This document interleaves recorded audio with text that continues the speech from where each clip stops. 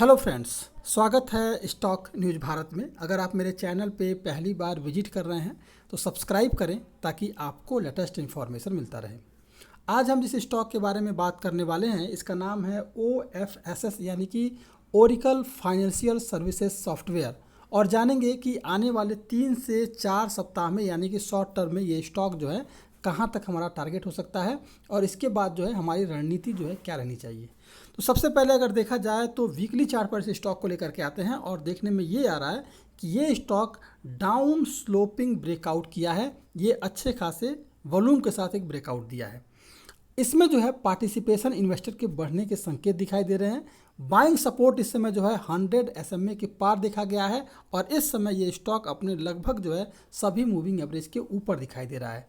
Daily time frame पर share higher tops and bottom की series बना रहा है और इसके अलावा अगर देखा जाए तो डेली और वीकली स्ट्रेंथ इंडिकेटर्स RSI जो है बुलिश मोड में है, इसलिए इसके स्टॉक में आपको तेज़ी जो है आने वाले समय में दिखाई दे सकता है।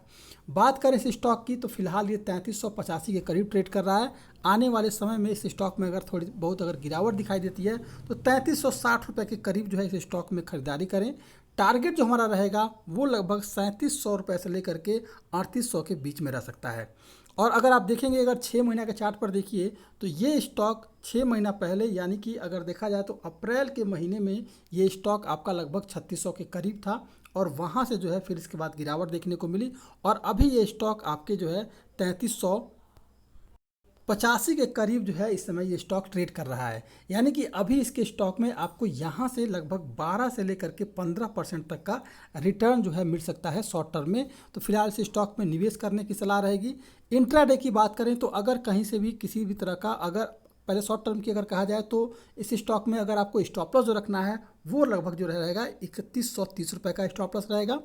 बाइंग लेवल हमारा 3360 रुपये पर रहेगा, स्टॉप लॉस 3110 का रहेगा और टारगेट जो है आपको मैंने बताया 3700 से लेकर के 3800 के बीच में टारगेट लेके हम चल सकते हैं।